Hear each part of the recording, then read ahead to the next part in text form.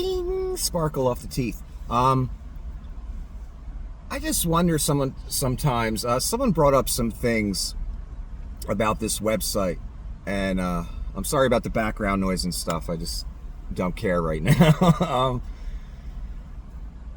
Brought some stuff up about people leaving YouTube, and I'm like, I don't expect anyone to leave YouTube. It's the only video platform. There's no competition whatsoever anywhere, unfortunately. Because I think competition is a good thing, but it produces better results and more fairness sometimes.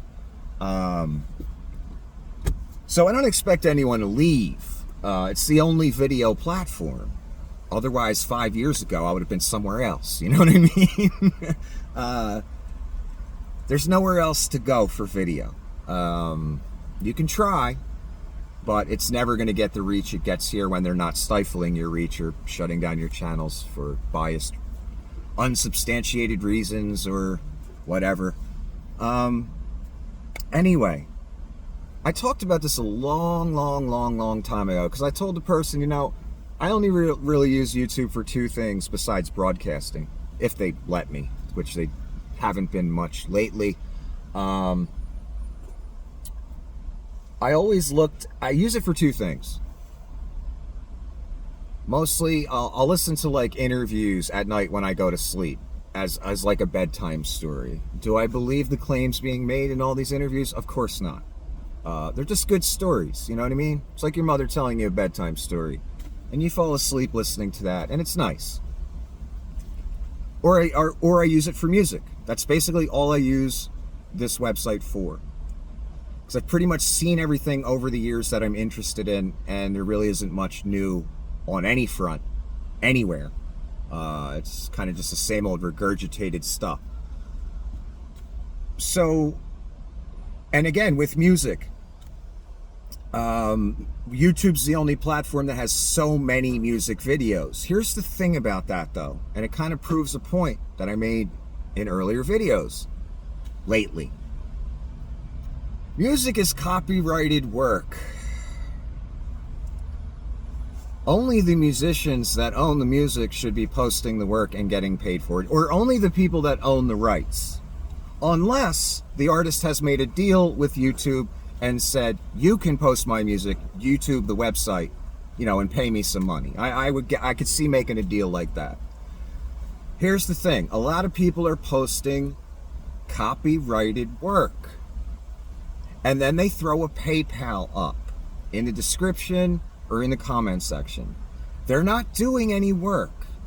They're taking someone else's work, uploading it, and making money on it. I personally think that's wrong. That's why I never do it. I don't post copyrighted work, because that's someone else's property that, you know, money was invested into, time, effort, their hard work, their blood, sweat, and tears, their product to sell. Somehow, all over this website, since I've been on it, 7-8 years, music's everywhere. All kind of non-copyright owners posting music, because you just can't keep up with it to stop it all. The people that own the rights. So as I enjoy all these videos, these unauthorized, unsanctioned, stolen copyrighted work, as much as I enjoy some of that, we forget that that's someone's property that someone else is posting, and then throw in a PayPal. Howard Stern, I explained that as well. Howard Stern doesn't want any of his videos on YouTube, yet there's millions of them, because he can't keep up with it to keep them off because of the process. And of course, the process is in YouTube's favor.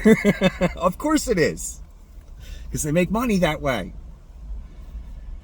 So Howard has to suffer with his copyrighted work being stolen every day. And so many times when I used to listen to Howard Stern on YouTube, old clips of him, I see so many people that take his work, post it, and then put a PayPal.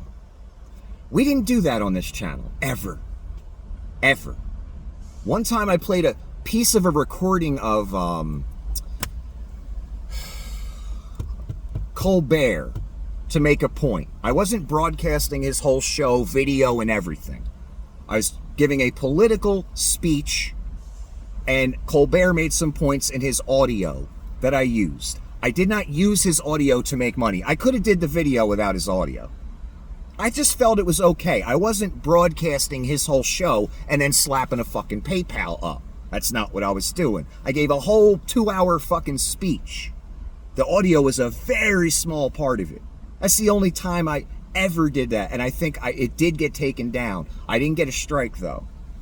But I didn't intentionally take 30 minutes of his fucking nightly show and broadcast it on my channel and then put a PayPal up. No, nothing even remotely close to that. Because I don't feel comfortable doing it.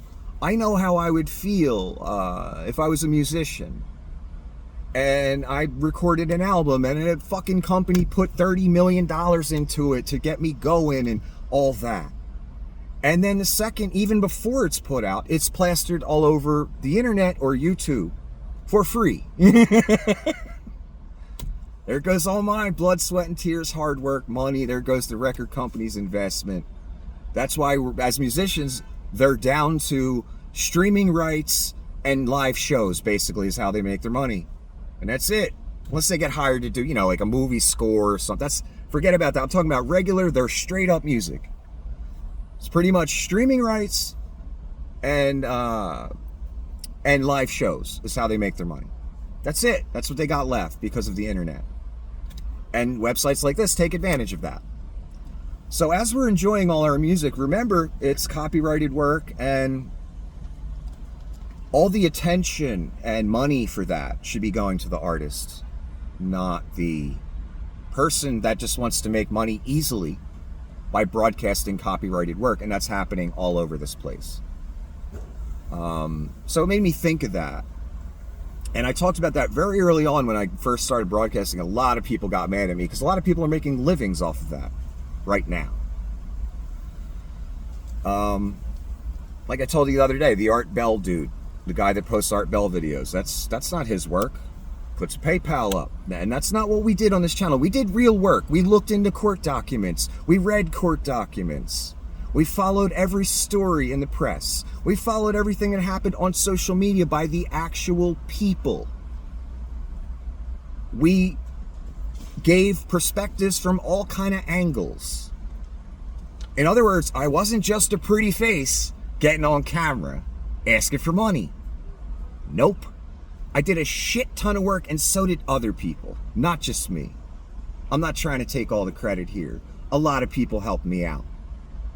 Because I'm one guy, I can only do so much. I can only research so much. I can only keep track of so much. Many people volunteered to help. That was beautiful of them. And I'll never forget that. And I'll always be appreciative of that. In other words, myself and others did a shit ton of work on top of trying to have their regular life, their job, whatever they were doing, whatever I was doing. And we managed to carry on for 3.5, 4 years around there. With all the shutdowns and bias and rich people against us who aren't rich. We don't have the clout and power. We can't just call up YouTube and say, take that down, and they just take it down. We don't have that kind of clout. Or we're not millionaires that just call up a website and say, I'm going to sue you. They don't have to say anything else besides that one sentence.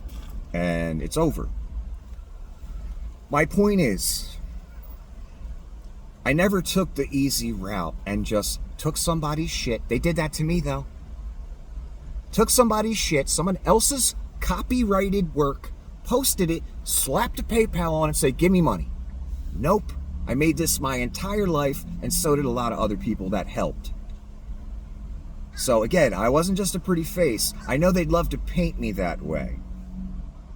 That I was just a dude on camera interested in girls or this or that. No, that guy that, had some extracurricular activity, yes, like any other man or woman in this world, also did a shit ton of fucking work and took many slings and arrows as being the head or forefront of this. Because, that's the one who's sticking their neck out. That's the one who's sticking their ass out. the one with their face on camera. Look at what they've tried to do to me. Look at what they're doing to me. So again, we didn't just put a bunch of bullshit out there and ask for money.